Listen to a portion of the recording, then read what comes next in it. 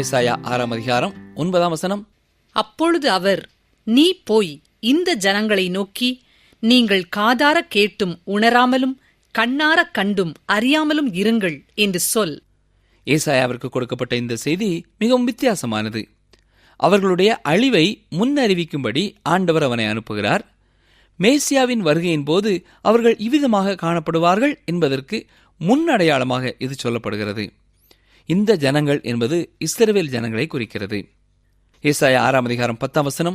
இந்த ஜனங்கள் தங்கள் கண்களினால் காணாமலும் தங்கள் காதுகளினால் கேளாமலும் தங்கள் இருதயத்தினால் உணர்ந்து குணப்படாமலும் நான் அவர்களை ஆரோக்கியமாக்காமலும் இருக்க, நீ அவர்கள் இருதயத்தை கொளுத்ததாக்கி அவர்கள் காதுகளை மந்தப்படுத்தி அவர்கள் கண்களை மூடிப்போடு என்றார். இந்த வசனத்தை பார்த்தவுடன் உங்களுக்கு வித்தியாசமாக தோன்றலாம். குருடர், செவிடர், இருதய கடினமான மக்கள் மத்தியிலே தீர்க்கதரிசி அனுப்பப்பட்டது போல காணப்படலாம். தேவன் யாருடைய இருதயத்தையும் கடினப்படுத்துகிறவரோ, கண்களை காணாதபடி குருடாக்குகிறவரோ, காதுகளை கேளாதபடி செய்கிறவரோ அல்ல. மக்களே தேவனுடைய வார்த்தைகளை கேளாதபடி செவிகளை அடைத்துக் கொள்கிறார்கள். அவருடைய மகத்துவங்களையும் அற்புதங்களையும் பாராதபடி தங்கள் கண்களை வேண்டுமென்றே மூடிக்கொள்கிறார்கள். தேவன் இருக்கிறார் என்று அறிந்தும் இருதயத்தை கடினப்படுத்துகிறவர்களாக இருப்பார்கள். ஆகவே தேவன் தம்முடைய வசனத்தை அனுப்பி அவர்கள் இன்னும் தங்கள் கண்களை மூடிக்கொள்ளவும் காதுகளை அடைத்துக் கொள்ளவும் இருதயத்தை கடினப்படுத்திக் கொள்ளவும் ஒப்புக் கொடுக்கிறார். ஏனென்றால் அவர்கள் அதை தெரிந்து கொண்டார்கள். அக்கிரமம் செய்கிறவனை இன்னும் அக்கிரமத்திலே பெருக விட்டு விடுகிறார். ஏசாயாவின் முக்கியமான வேலை இதுதான். அவன் வெளிச்சமான தேவ செய்தியை மக்களுக்கு எடுத்துச் செல்ல வேண்டும். அவ்வாறு வெளிச்சம் அவர்களிடத்தில் வரும்பொழுது அது அவர்களின் பார்வையற்ற தன்மையை வெளிப்படுத்தும். இருளிலே இருக்கும் பொழுது அவர்கள் பார்வை அற்றவர்களா இல்லையா என்பது தெரியாது. மத்தேயு 13:14-15 இயேசு கிறிஸ்து என்ன சொல்லியிருக்கிறார் பாருங்கள்.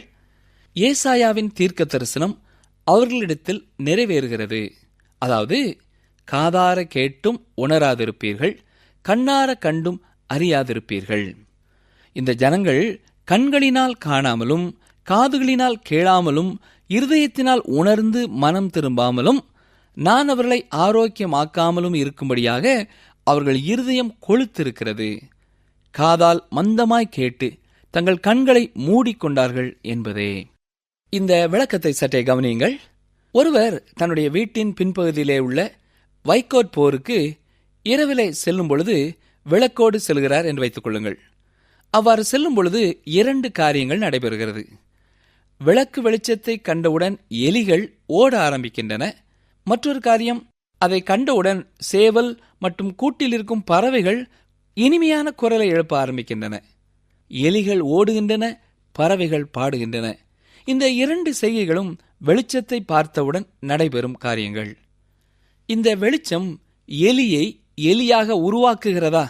இல்லை, எலியை தான் ஒரு எலி என்பதை உணர வைத்தது. வெளிச்சம் வரும் முன்னரே அது எலியாகத்தான் இருந்தது. ஆனால் வெளிச்சம் வந்த பிறகு அது தன் நிலைமையை உணர்ந்து ஆபத்திற்கு பயந்து ஓடுகிறது. ஆனால் பறவைகள் ஆனந்த சத்தமிடுகிறது. இயேசு கிறிஸ்துவும் உலகத்திற்கு ஒளியாக வந்தார். அவர் ஒளியாக வந்ததால் எலிகள் ஓடின, பறவைகள் பாடின. 2 விதமான செய்கைகள் உலகத்திலே மனுமக்கள் மத்தியிலேயும் நடைபெறுகின்றன. இதே காரியத்தை விளக்குகிற மற்றொரு நிகழ்ச்சியையும் பாருங்கள். மேற்கு வர்ஜீனியா என்ற இடத்திலே ஒருமுறை சுரங்கத்திலே தீ விபத்து ஏற்பட்டு அநேக பணியாளர்கள் குகைக்குள்ளேயே மாட்டிக்கொண்டார்கள். மீட்பு பணியிலே வீரர்கள் ஈடுபட்டு இறுதியிலே அவர்களை பல நாட்கள் கழித்து மீட்டு எடுத்தார்கள். அப்பொழுது வீரர்கள் கையிலே விளக்குகளை கொண்டு சென்றிருந்தார்கள். ஆனாலும் உள்ளே மாட்டியிருந்தவர்களிலே ஒருவர், நீங்கள் ஏன் விளக்கை கொண்டு வரவில்லை என்று கேட்டார். எல்லாரும் குழப்பமடைந்தனர். பிறகு கண்டுகொண்டனர். நடந்த காரியம் என்ன தெரியுமா?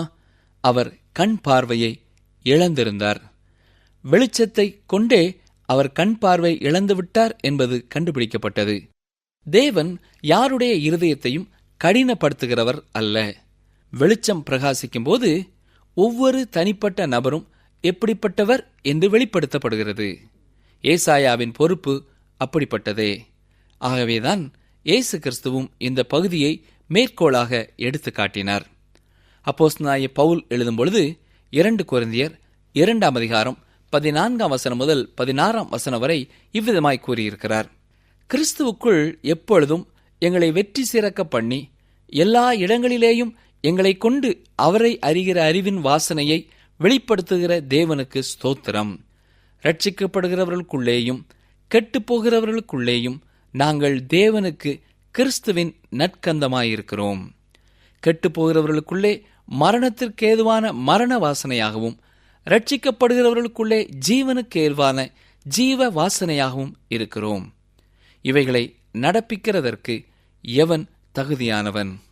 கிறிஸ்துவுக்குள் பிரியமான சகோதரனே, சகோதரியே, ஒரு தேவ ஊழியர் சுவிசேஷ கூட்ட முடிவிலே இயேசு கிறிஸ்துவை ஏற்றுக்கொள்ளும்படி அழைப்பு கொடுக்கும் பொழுது இவ்வாறு சொல்லுவாராம்: நீங்கள் இயேசு கிறிஸ்துவை ஏற்றுக்கொள்ளாமல் இங்கிருந்து செல்வீர்களானால் நீங்கள் இந்த கூட்டத்திற்கு வரும்போது தொலைந்து போன ஆடுகளாக வந்துவிட்டு வீட்டிற்கு திரும்பும் போதும் தொலைந்து போன ஆடுகளாகவே செல்வீர்கள் என்றால் நான் உங்களுக்கு நண்பனாக இருக்க மாட்டேன். ஏனென்றால் நீங்கள் இப்பொழுது தேவனுடைய பிரசன்னத்திற்குள்ளே நுழைந்து நான் சுவிசேஷத்தை ஒருபொழுதும் கேட்கவில்லை என்று சொல்ல முடியாது என்பார். அருமையானவர்களே, தேவனுடைய சுவிசேஷமாகிய ஒளி அந்த யூத ஜனங்களின் குருட்டுத்தன்மையை, செவிட்டுத்தன்மையை வெளிப்படுத்தியது. அவர்கள் இயேசு கிறிஸ்துவை ஏற்றுக்கொள்ள மறுத்துவிட்டார்கள். இயேசு கிறிஸ்து அவர்களை பார்வையற்றவர்களாக விடவில்லை, அவர்களுடைய பார்வையற்ற தன்மையை வெளிப்படுத்தினார் என்று பார்க்கிறோம். கிறிஸ்துவுக்குள் எப்பொழுதும் எங்களை வெற்றி சிறக்க பண்ணி என்று அப்போஸ்தலனாகிய பவுல் சொல்லுவது போல நாமும் எப்பொழுதும் வெற்றி பெறுவோம். அநேகர் நம்முடைய தேவனுடைய செய்தியை கேட்டு ஆசீர்வாதம் பெற, நம்மை வெற்றி பெற செய்திருக்கிறார்.